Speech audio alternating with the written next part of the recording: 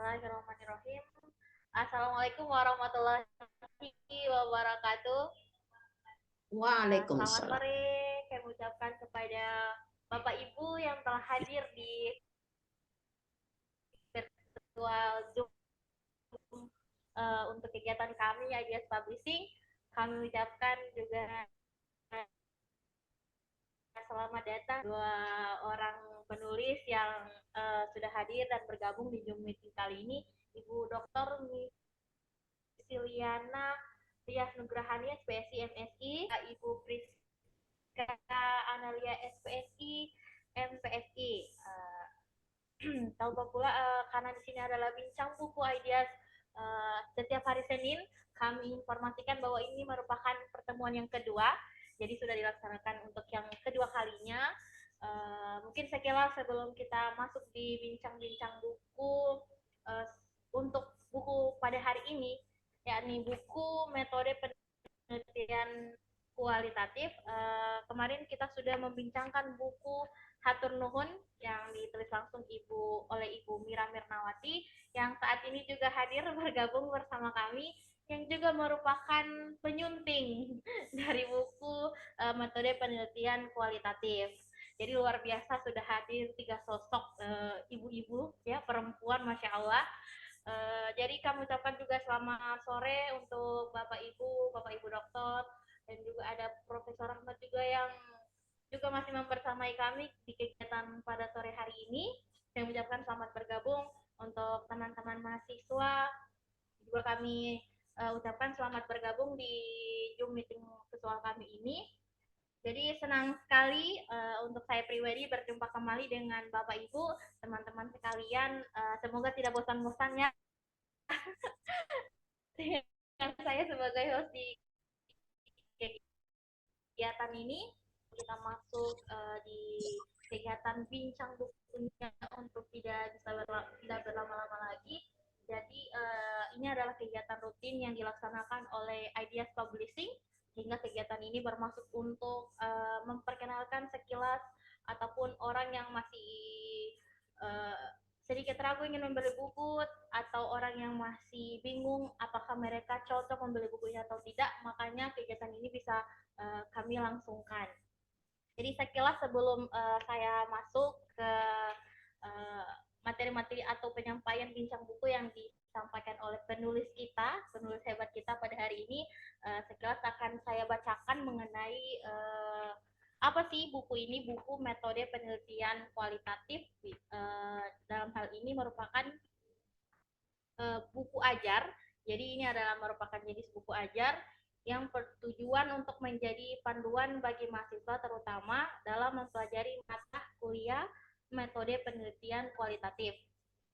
Nah, melalui buku ajar ini diharapkan para mahasiswa dapat memahami secara bertahap langkah-langkah penyusunan penelitian kualitatif. Jadi buku ini mungkin saya perhatikan secara hard copy-nya jadi seperti ini. Jadi buku ini terdiri dari 9 bab, luar biasa, terdiri dari 9 bab yang bab pertama itu dia membahas mengenai konsep dasar metode penelitian kualitatif, dan bab 2-nya itu membahas mengenai topik penelitian kualitatif, dan bab 3 membahas literatur review dan kerangka pikir. Bab 4 dari buku ini membahas teknik sampling dan metode pengumpulan data. Bab 5 membahas validitas dan tingkat kepercayaan penelitian kualitatif. Bab 6 sampai dengan bab 8 ini berisi tentang analisis data, tentang teknik open coding, dan bab 7 mengenai penjelasan teknik axial coding, dan bab 8 berisi tentang teknik selective coding, dan untuk bab terakhir berisi tentang penulisan laporan. Mungkin istilah-istilah ini untuk saya pribadi saya kurang mengerti. Untuk itu kami hadirkan dua penulis hebat yang benar-benar mengerti buku ini, mengenai buku metode penelitian kualitatif. Jadi untuk itu mungkin tidak berlama-lama, kami persilahkan untuk penulis pertama, mungkin Ibu Dokter Misiliana Rias Nugrahi, agar bisa menyampaikan beberapa kata mengenai buku metode penelitian kualitatif. Untuk itu waktu dan tempat kami persilahkan. Silakan Ibu. Baik, terima kasih. Selamat sore Bapak Ibu semua. Terima kasih atas kehadirannya pada acara hari ini. Terima kasih juga pada IDS Publishing yang sudah memfasilitasi acara ini, Ibu Mira, Prof. Rahmat. Terima kasih banyak teman-teman semua yang sudah berkenan meluangkan waktu. Seperti yang sudah disampaikan tadi bahwa buku ini adalah buku ajar tentang metode penelitian kualitatif. Buku ini sengaja kami susun karena kami sudah beberapa tahun mengajar begitu dan kami memandang bahwa tampaknya mahasiswa masih membutuhkan panduan yang lebih elaboratif begitu ya, lebih mendalam, sehingga kami mencoba untuk menuangkan apa yang sudah kami lakukan selama ini di lapangan dan juga ditambahkan beberapa hal supaya memperkaya eh, pengetahuan dari mahasiswa nanti. Nah, buku ini kami susun sebetulnya bertahap, jadi setiap bab ini bertahap mulai dari awal sampai akhir, sehingga mengapa di bab 1 itu adalah bicara tentang konsep dasar dan sampai bab 9 itu tentang penulisan laporan. Jadi memang capaian pembelajaran yang diharapkan adalah mahasiswa mampu menyusun laporan, proposal bab 1 sampai bab 3, tapi juga jika mendapatkan kasus itu juga bisa melakukan analisis data.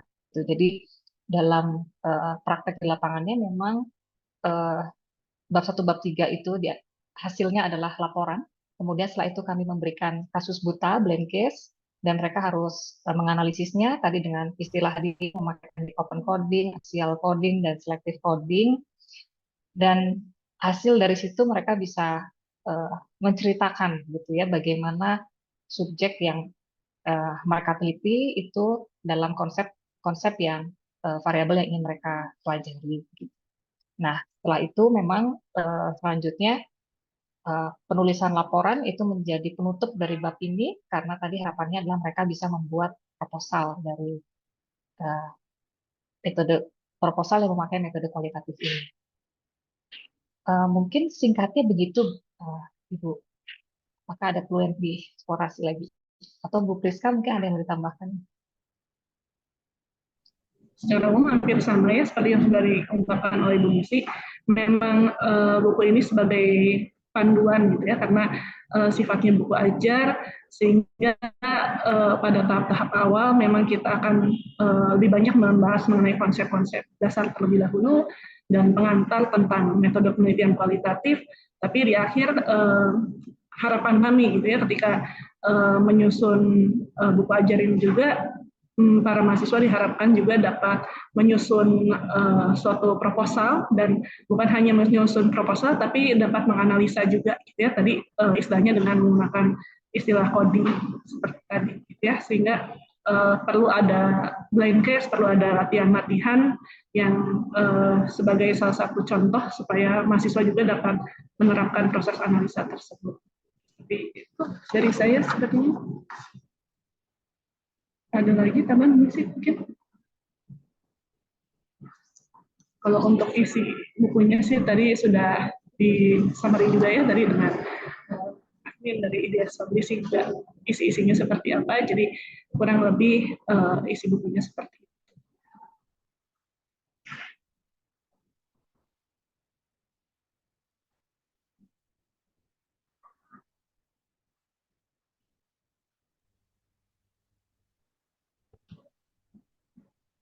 Ya, baik Ibu Priska. Kami ucapkan terima kasih atas penyampaian. Maaf, mungkin saya lupa. Jadi, buku metode penelitian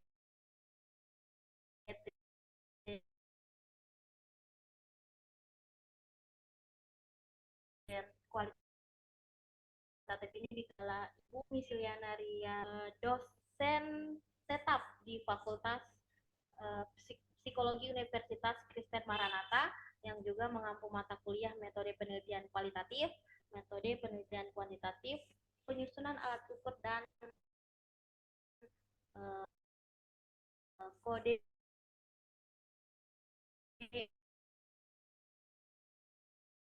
etik psikologi. dan yang kan juga dosen Fakultas Psikologi Universitas Kristen Maranatha.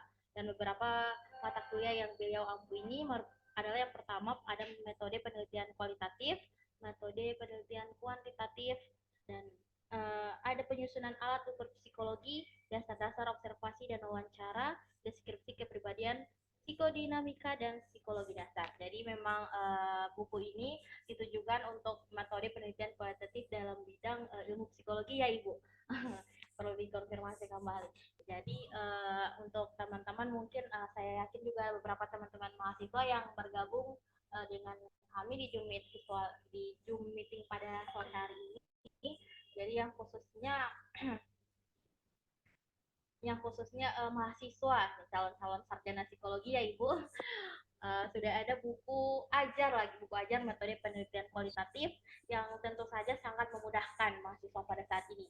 Memang mengenai sumber atau pustaka dari mata kuliah itu saya rasa, saya pribadi pernah juga menjadi mahasiswa, itu bisa kita temukan di mana saja karena zaman sudah semakin canggih, media-media penyedia buku-buku atau literatur mengenai metode penelitian itu sudah ada, tetapi saya pribadi sangat senang bahwa sudah dibuatkan buku secara khusus. Jadi mungkin teman-teman mahasiswa itu tidak lagi perlu mencari atau bingung-bingung menggunakan kira-kira literatur apa yang bisa kita gunakan karena sudah ada buku yang dibuat oleh dua penulis hebat kita pada hari ini, oleh Ibu Misliana dan Ibu Priska. Untuk itu mungkin jika masih ada tambahan yang perlu disampaikan Ibu mengenai kira-kira mengapa buku ini menjadi buku yang penting untuk teman-teman mahasiswa miliki atau mahasiswa pegang seperti itu. Iya, baik. Sebetulnya kalau ditanya kenapa ini penting dimiliki begitu ya, selain tadi bahwa buku ini mengajak pembaca itu belajar step by step begitu ya. Kalau kita lihat nanti Bapak Ibu jika sudah memiliki buku ini bisa dilihat misalnya pada bab pertama itu kita bicara tentang pengetahuan dulu sebetulnya apa sih metode penelitian kualitatif gitu ya. Mungkin kan orang tuh lebih seringnya tuh mengetahui kuantitatif begitu. Sehingga kita bicara kualitatif itu apa, kemudian biasanya desain-desain apa yang ada di dalam metode penelitian kualitatif. Dan kalau kita lihat sebetulnya desainnya banyak. Cuma memang di buku ini kami fokus hanya pada desain tentang grounded theory dan lebih khusus lagi pada systematic design begitu ya. Kalau mungkin anak-anak mahasiswa psikologi yang pernah belajar atau Bapak Ibu juga saya yakin mungkin sudah paham bahwa kalau grounded theory murni itu data driven ya. Jadi memang data di lapangan apa, kemudian kita tarik menjadi kesimpulan yang akan menjadi teori kita. Jadi kita mengajukan teori. Nah, cuma karena ini levelnya masih S1 dan hal tersebut agak sulit kalau menurut saya, jadi maka kami memilih desain yang systematic design. Systematic design ini memang data driven tapi tidak murni data driven karena kita memiliki background teori di belakangnya begitu. Jadi kita sudah punya teori apa yang mau kita teliti dan itu menjadi panduan kita dalam mewawancara pada subjek penelitian. Gitu. Jadi tidak benar murni grounded begitu. Nah, bagi kami ini akan lebih realistis begitu untuk anak S1 karena mereka akan dapat menerapkan pengetahuan mereka tentang teori tersebut, kemudian merancang kerangka wawancara, tapi juga nanti ketika analisis data mereka juga akan temukan hal-hal baru terkait subjek mereka yang mungkin bisa menjadi tambahan dan tidak terbahas dalam teori yang sudah dimiliki. Dan ini menjadi temuan menarik kalau di kualitatif. Gitu. Nah, setelah kita bicara apa itu kualitatif, biasanya habis itu kita akan cerita bagaimana memilih topik penelitian. Nah, ini menjadi penting karena sekali lagi kalau kita nggak ketemu topiknya kita nggak bisa mulai penelitian gitu. Jadi pada bab ini diajarkan bagaimana cara-cara untuk memilih topik. Kita bisa milih topik itu dari yang familiar buat kita memang udah biasa di situ atau mungkin kita terlibat di situ. Kalau misalnya kita dosen ya kita meneliti di seputar tugas kita dosen, di seputar mahasiswa. Kalau mahasiswa ya kita meneliti tentang perilaku mahasiswa, ya prestasi akademik dan sebagainya. Jadi hal-hal yang memang sudah familiar sehari-hari kita ketahui gitu. Atau juga bisa kita memilih yang betul-betul tidak familiar, tidak biasa gitu. Biasanya kita bisa peroleh dari berita-berita sekarang yang lagi rame begitu ya, misalnya tentang kalau sekarang tentang politik gitu ya, mungkin kita mau lihat bagaimana sikap orang terhadap politik dan sebagainya lah gitu. Jadi hal-hal yang kita sendiri nggak biasa. Jadi topik bisa dipilih berdasarkan dua hal tersebut gitu. Walaupun masing-masing memiliki kelebihan dan kelemahan ya dalam pemilihan tersebut, tapi saya pikir ini menjadi apa eh, celah begitu ya untuk kita memilih topik penelitian yang menarik gitu dan up to date ya. Kalau up to date maka nanti novelty-nya juga akan mudah kita peroleh gitu. Nah, setelah menentukan topik pasti kita harus mulai mulai melakukan literatur review gitu ya. Tadi saya bilang kenapa kita pilih sistematik karena tadi bagi saya bagi kami sistematik desain ini menjadi lebih mudah karena mereka perlu lakukan literatur review dan literatur review itu yang akan membantu membungkus ya, mengkerangka semua pemahaman mereka tentang fenomena yang ada gitu. Dan juga akan membantu mereka nanti saat melakukan menyusun kerangka wawancara gitu. Nah, dari literatur review ini nanti akan ditemukan hal-hal yang mungkin mengkonfirmasi gitu ya fenomena tersebut atau mungkin hal-hal yang kita lihat justru di fenomena nggak ada gitu. Dan ini menjadi menarik untuk kita teliti supaya tadi novelty dari penelitian kita ini semakin kuat. Nah, eh, setelah kita literatur review, baru nanti kita tentukan kita mau mau mengambil sampel siapa nih, subjek siapa yang mau kita teliti, gitu ya. Ah, kalau kualitatif itu penelitiannya harus spesifik, biasanya subjeknya tidak mungkin kita mengambil subjek yang apa besar, banyak seperti kuantitatif begitu. Sehingga semakin spesifik dan semakin khusus subjek-subjek yang kita teliti itu akan semakin menarik dan semakin menggali uh, hal-hal internal di dalam diri individu tersebut begitu, semakin mendalam. Jadi memang kualitatif kan tujuannya memang mendalam ya. Jadi kita semakin bisa menggambarkan subjek penelitian kita tuh siapa sih, mengapa dan mengapa dia berperilaku seperti itu dan sebagainya. Jadi uh, teknik sampling ini juga akan diajarkan di bab berikutnya di bab 4 gitu ya. Berbagai macam teknik sampling sehingga dari setiap teknik sampling ini bisa dipilih nanti teknik sampling yang paling cocok gitu ya untuk uh, apa penelitian terhadap variabel tersebut. Walaupun seringkali memang uh, yang mungkin paling sering dilakukan adalah tentu purposive sampling ya, karena tadi harus sangat spesifik. Gitu. Dan juga teknik-teknik wawancara nanti pengambilan datanya gitu ya. Kalau wawancara berarti kita bisa pakai observasi, wawancara atau FGD. Kalau misalnya ada beberapa subjek yang banyak gitu ya, kita harus wawancara. Mungkin kalau wawancara sekali satu persatu mungkin menjadi lama atau mau kita lakukan secara berkelompok. Gitu. Nah, setelah kita lakukan uh, merancang semua itu, kita juga harus memikirkan kira-kira penelitian kita ini akan baik tidak ya, valid atau tidak begitu. Kira-kira penelitian kita ini banyak bias atau enggak. Gitu. Jadi dari awal kita sudah rancangkan supaya penelitian kita ini uh, patuh pada metodologi dan juga apa tidak banyak bias gitu ya. Jadi kita sudah pikirkan kira-kira metode apa yang kita pakai supaya tidak ada bias peneliti, tidak ada bias dari responden. Kadang-kadang kalau peneliti sendiri kalau tadi ya misalnya topik kita familiar kita udah biasa, kita jadi bias begitu karena saya udah tahu. Jadi terlalu banyak kesimpulan yang cepat diambil padahal kita belum ambil data. Atau waktu kita wawancara kita jadinya tidak menggali tapi justru judgement. Gitu langsung menyimpulkan. Nah, itu bias-bias peneliti yang mungkin muncul. Kita harus pikirkan bagaimana caranya supaya kita tidak bias peneliti. Apakah kita perlu meminta tolong orang lain untuk uh, mewawancara begitu ya sehingga nanti uh, lebih objektif datanya gitu.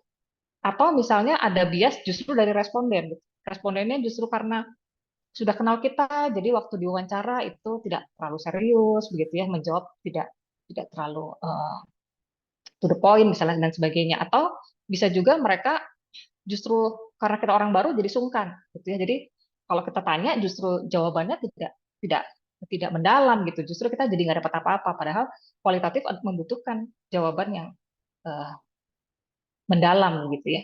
Nah, beberapa hal itu kita bahas tentang bias-bias ini dan bagaimana menangani bias-bias ini supaya bias-bias ini nggak muncul.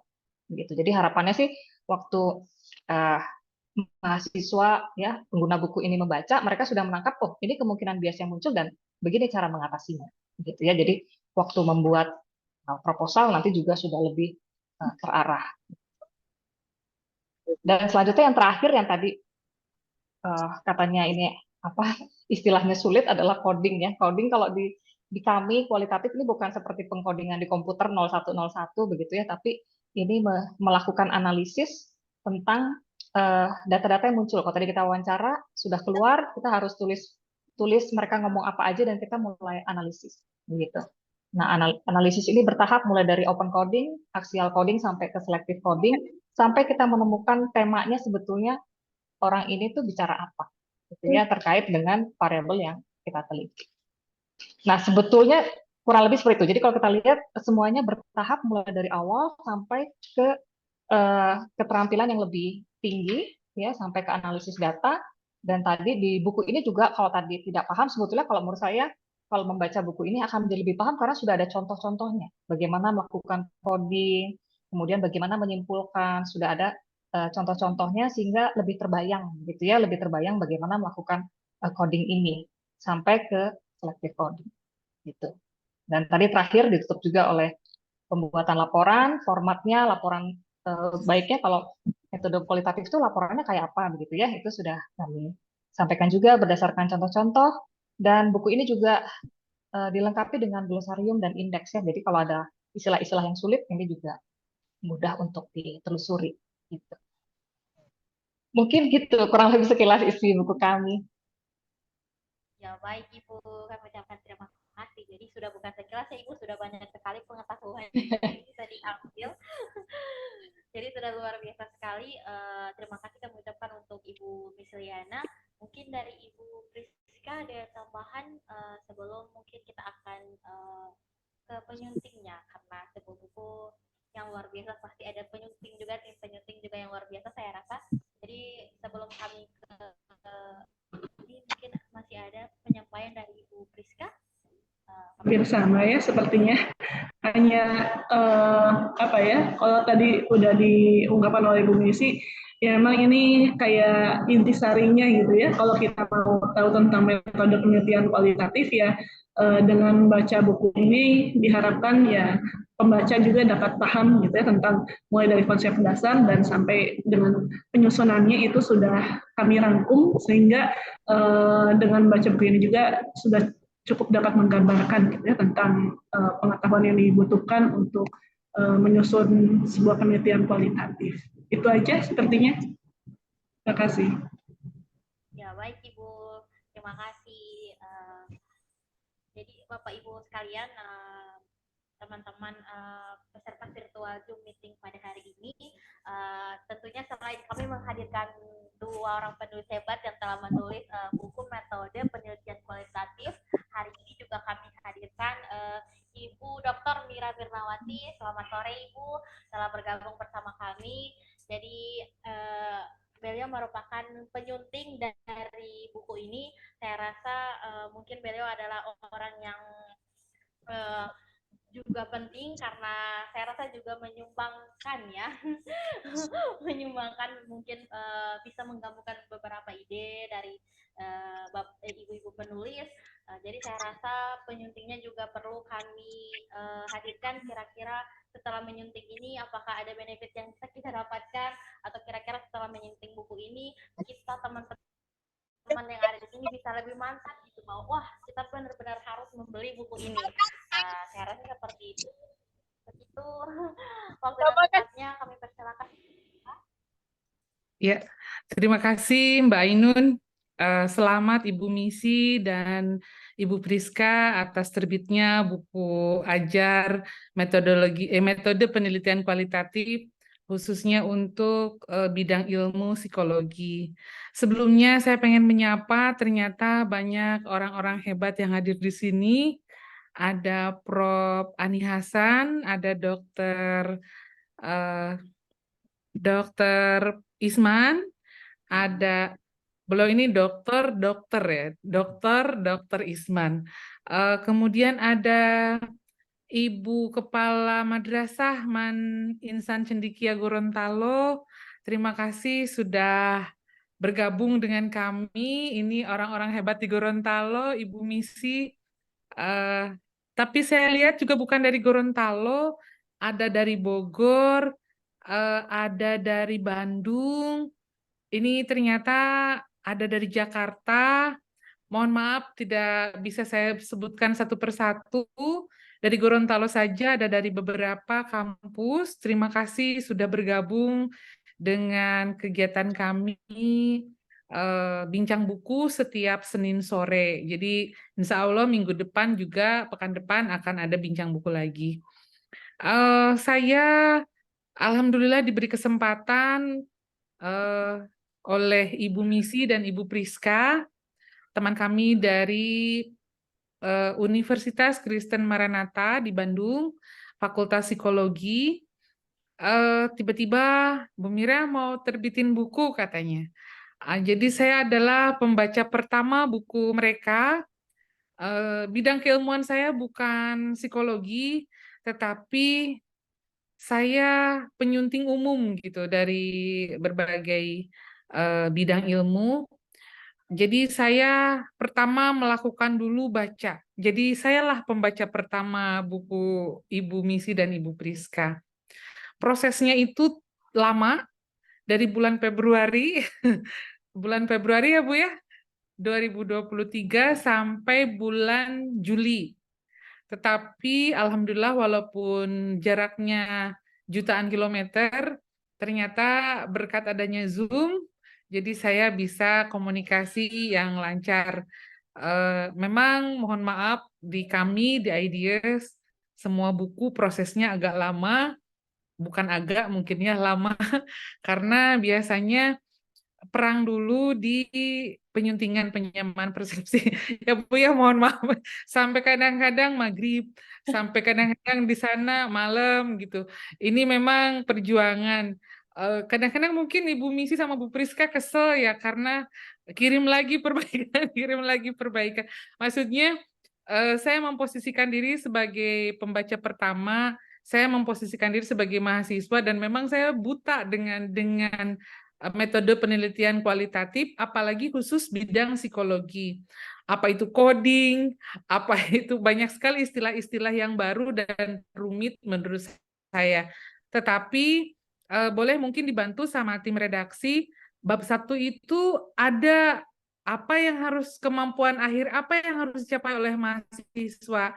Sehingga buku ini menjadi punya tujuan dibaca oleh mahasiswa dan akan lebih mudah dipahami karena ada berapa poin yang harus dipahami atau dikuasai oleh mahasiswa sehingga si materi itu tidak jauh dari capaian yang harus mereka raih dalam setiap bab.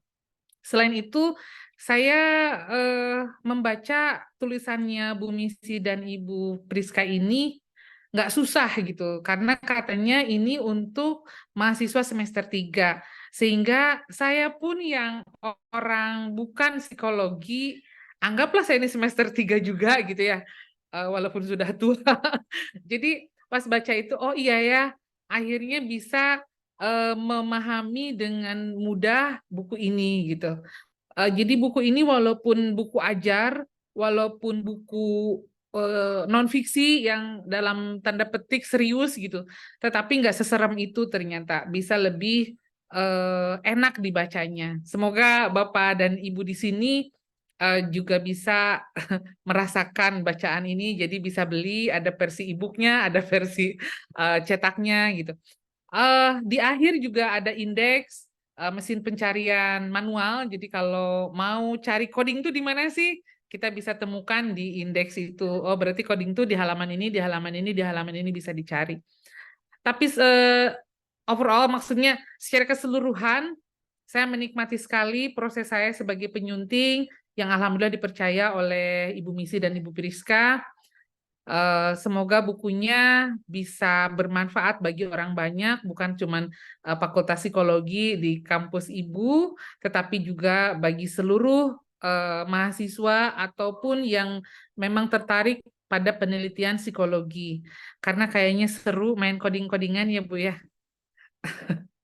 di latihan pas nanti kan ada evaluasi, setiap bab itu ada evaluasi, ada latihan, ada contoh, sehingga kita sebagai mahasiswa atau sebagai pembaca itu tidak kebingungan bagaimana menyelesaikannya karena ada role modelnya.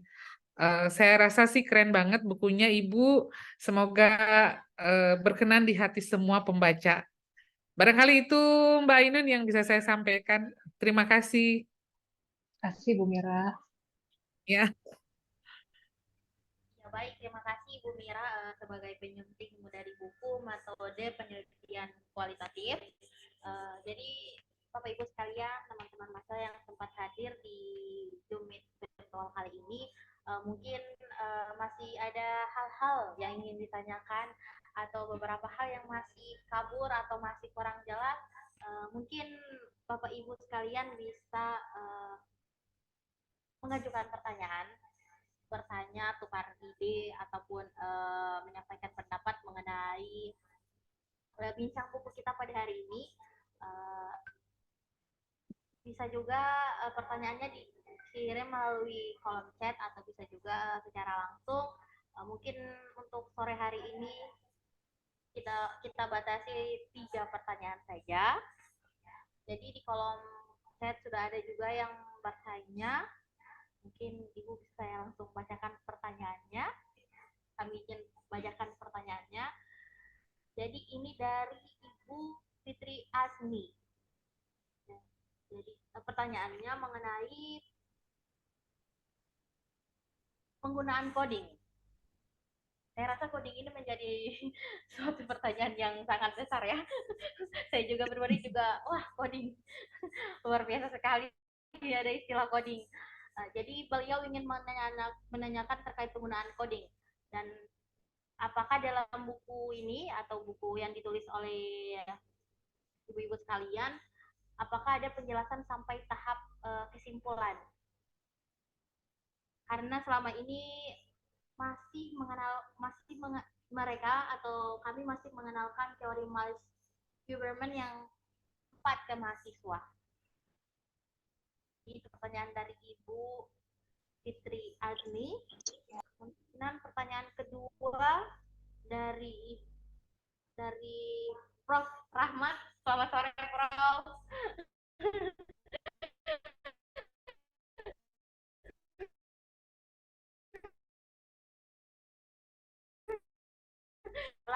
Apakah dalam triangulasi kontradiksi antar data? Jadi ini 2 pertanyaan yang sudah masuk di kolom komentar. Mungkin kami persilakan untuk penulis satu pertanyaan atau bisa menjawab keduanya juga kami persilakan. Kira-kira seperti itu. Jadi yang bertanya mengenai coding dan juga mengenai triangulasi data. Untuk itu kami persilakan. Mungkin Ibu Priska menjawab duluan atau Ibu. Baik, terima kasih untuk pertanyaannya. Untuk pertanyaan pertama tadi saya sudah coba jawab juga di kolom chat ya. Tadi terkait dengan coding gitu ya. Memang dalam buku ini kita akan bahas 3 tahapan coding, mulai dari open coding, axial coding, dan sampai dengan selective coding. Ya, dan di buku juga tadi saya coba lihat kembali gitu ya, ada beberapa contoh bahkan diagram gitu ya, nanti kalau mau mengacu tentang tema akhirnya itu seperti apa terkait dengan hasil analisa setelah kita melakukan sampai dengan selective coding. Di buku ini pun juga ada beberapa contoh yang cukup komprehensif gitu ya untuk menyimpulkan bahwa apa yang bisa kita tarik setelah kita melakukan proses selective coding.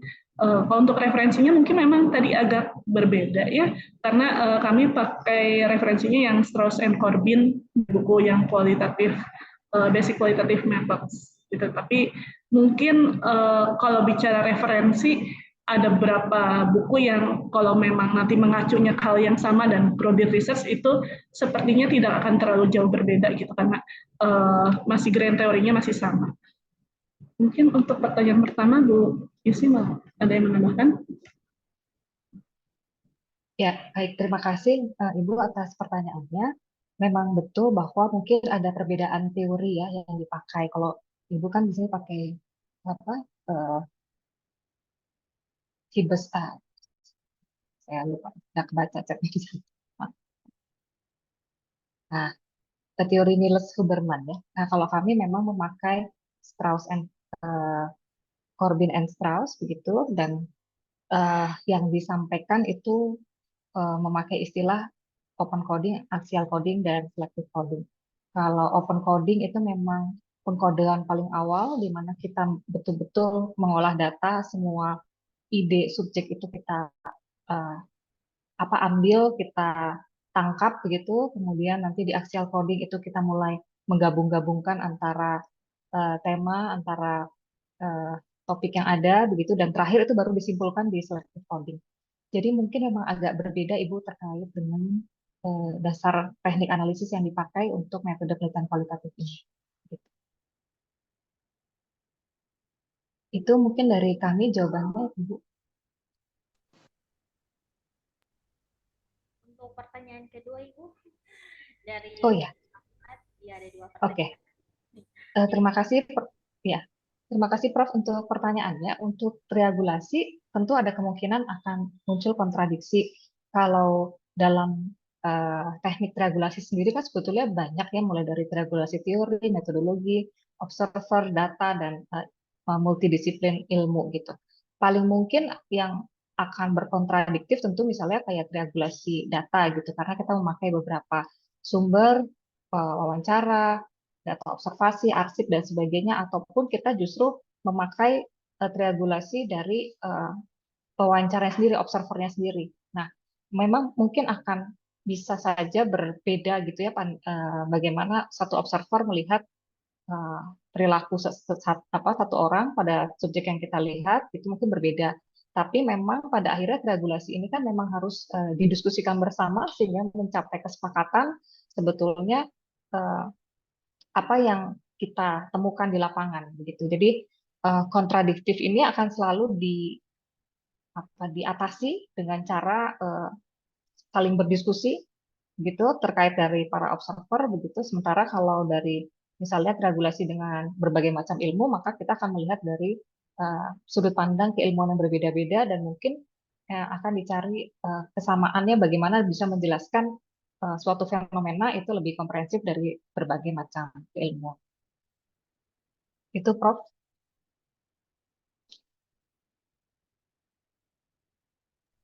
Ya, baik.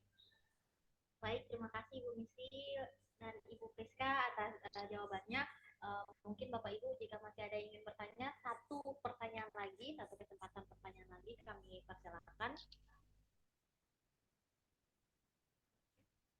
Assalamualaikum warahmatullahi wabarakatuh. Ya, silakan Ibu. Terima kasih atas kesempatan yang diberikan. Selamat sore Ibu Misiliana dan Ibu Priska.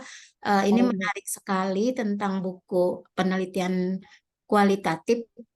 Intinya kalau saya memang dari S1 sampai S3 penelitiannya kuantitatif. Jadi ini menurut saya hal yang perlu saya pelajari. Saya saat ini sedang melaksanakan penelitian tindakan sekolah mengenai kenyamanan dan kekakuan guru saat disupervisi secara langsung. Jadi saya menggunakan metode START, situasi, tindakan, aksi, dan refleksi dengan menggunakan supervisi digital. Mohon masukan Ibu karena memakai metode penelitian tindakan sekolahnya Kurt Lewin, apakah saya perlu juga mengambil sesuatu dari buku Ibu ini karena ada mengenai kenyamanan dan kekakuan dari seorang guru yang disupervisi secara langsung di dalam kelas. Demikian Ibu, terima kasih. Ya, terima kasih. Baik, terima kasih banyak Ibu Yasmaniar untuk pertanyaannya. Kalau saya boleh berpendapat ya, saya juga tidak terlalu ahli dengan tema yang Ibu ambil begitu ya. Tapi kalau dari pandangan kami, mungkin ini terkait tadi dengan validitas daripada penelitian ini begitu. Kalau misalnya tadi terkait validitas, apakah ada bias-bias tertentu yang mungkin muncul baik dari sisi subjek kita maupun dari kita sendiri sebagai peneliti begitu. Sehingga kalau kita memperkirakan bias ini bisa muncul, maka kita akan bisa preventif ya mencegah supaya ini tidak muncul. Tadi kalau misalnya eh, Ibu bicara tentang kekakuan dan kenyamanan saat dia disupervisi begitu. Nah, kalau memang ini menjadi tujuan utama dari penelitian Ibu, apakah dia kalau disupervisi jadi kaku atau tetap nyaman, maka bias yang mungkin muncul adalah kita perlu cek kira-kira metode supervisi apa yang kira-kira akan mengganggu respon mereka yang wajar gitu. Kalau misalnya eh, argumennya adalah terkait dengan kehadiran secara fisik bukan digital, maka sudah benar kita akan ubah ke digital. Tapi sebaliknya kalau misalnya justru digital ini yang akan kita teliti digital yang seperti apa mungkin gitu ya.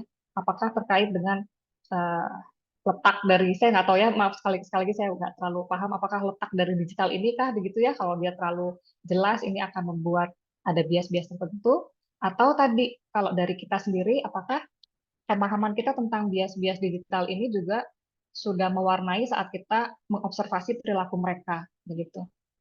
Jangan-jangan pengetahuan-pengetahuan kita ini membuat kita tidak lagi objektif ketika kita mengobservasi. Oleh karena itu, tadi yang saya bilang, apakah kita perlu minta bantuan orang lain yang mungkin sama sekali nggak tahu penelitian ini dan mengobservasi tentang subjek kita tersebut. Itu Bu, mungkin dari saya. Ya, Saya tidak terima tahu apakah kasih ini Bu, cukup menjawab. mencerahkan sekali. Terima kasih. Terima kasih Bu.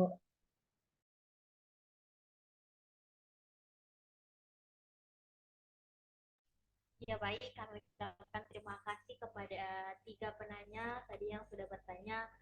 Yang pertanyaan pertama sudah dijawab dengan jelas dan lebih juga oleh Ibu Priska, baik secara langsung maupun juga di kolom chat. Mudah-mudahan Ibu Fitri Azmi ya bisa jelas atau terang karena mungkin berbeda rujukan penelitiannya, saya rasa mungkin bisa menyamakan persepsi seperti itu. Kemudian pertanyaan juga dari Prof. Rahmat sudah dijawab juga oleh Ibu Misiliana mengenai triangulasi data, dan juga pertanyaan dari Ibu Kepala Sekolah, Ibu Tri, kami ucapkan terima kasih. Ibu Jasmaniar, atas pertanyaan juga sudah dijelaskan dengan rinci oleh Ibu Misiliana. Mungkin Ibu Priska ada tambahan atau saran lagi untuk pertanyaan yang diberikan? Sudah tidak ada. Mungkin beberapa kata dari Ibu Penyunting, Ibu Mira Mirnawati, sebelum mungkin kita akan berpisah lagi di Senin sore hari ini dan bertemu kembali lagi di Senin depan di jam yang sama, mungkin dengan penulis-penulis dan judul buku yang berbeda. Untuk itu kami persilakan Ibu Mira. Ya, boleh mungkin ada gambaran dari tim redaksi untuk menampilkan bab satunya isinya apa sih, bab duanya apa sih, melihat dari apa namanya kemampuan akhir yang harus dicapai, jadi menggambarkan materi isi. Bisa ditampilkan, Mbak Inun? Ya Ibu.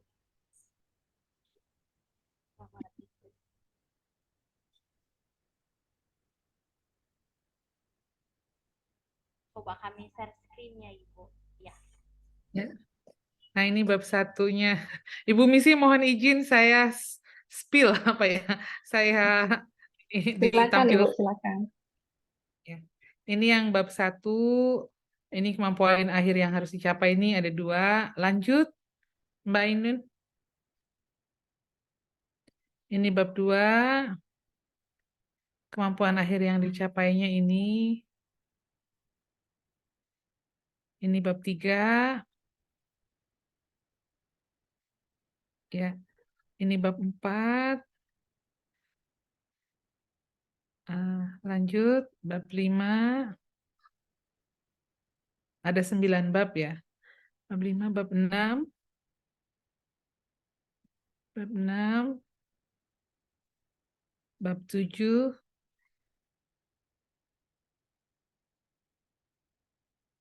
Bab 7. Bab 8. Ya, terakhir bab 9. Ya, sudah. Terima kasih Mbak Ainun.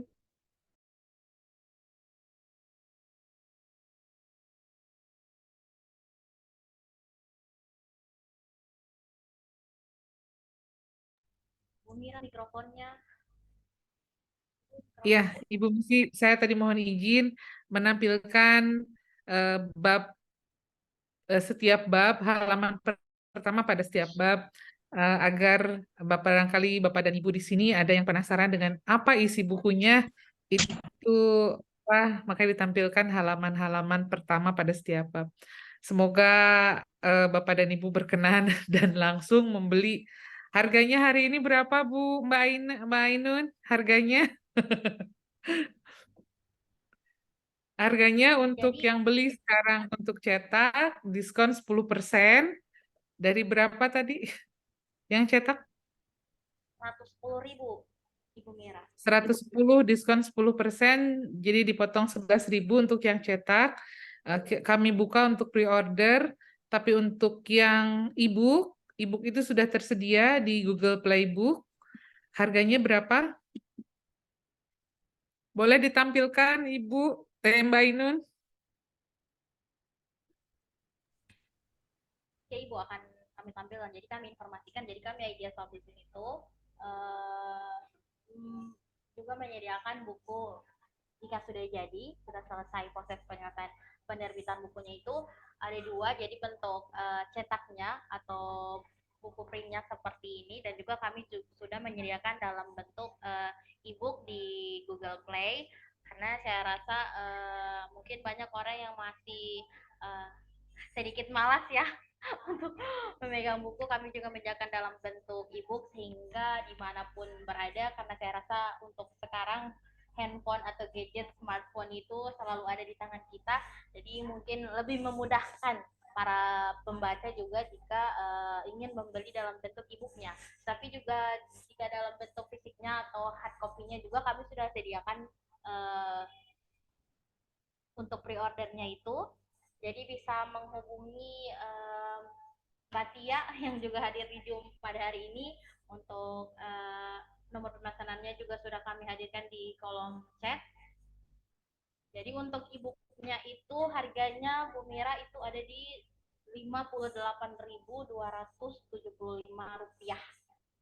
Jadi mungkin yang harganya hampir setengah dari bentuk cetaknya, tapi saya rasa mungkin ilmunya tetap sama, manfaatnya akan tetap sama juga, mungkin hanya berbeda yang satu dalam bentuk digital dan yang satu dalam bentuk hard atau cetak seperti ini. Saya rasa itu menjadi pilihan bagi Bapak Ibu sekalian. Jika ingin membeli buku cetaknya juga kami sediakan. Jika ingin membeli dalam bentuk e-book sudah tersedia di Google Playbook.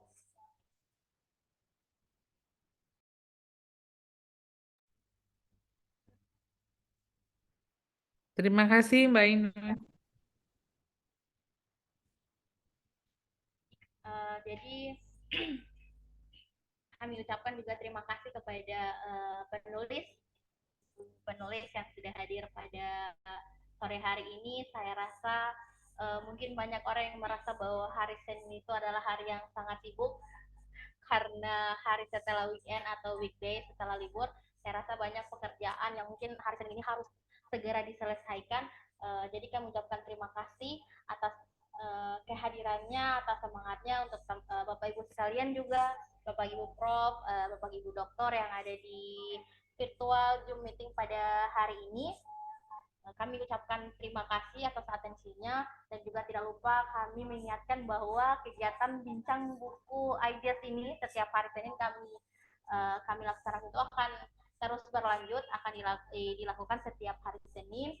Jadi Bapak Ibu masih bisa terus bergabung dengan kami. Jadi bisa kembali mengikuti buku-buku, karena buku yang bincang buku yang kami hadirkan adalah buku-buku yang menarik. Kalau kemarin kami menghadirkan langsung penulis yang ada di daerah Gorontalo sehingga bisa bergabung dengan kami secara langsung. Minggu ini kami hadirkan ibu-ibu sekalian yang kami hormati yang berada di luar Gorontalo. Jadi kami dari Ideas Publishing itu merupakan penerbitan buku yang alhamdulillah sampai dengan sekarang sudah 13 tahun lamanya berdiri.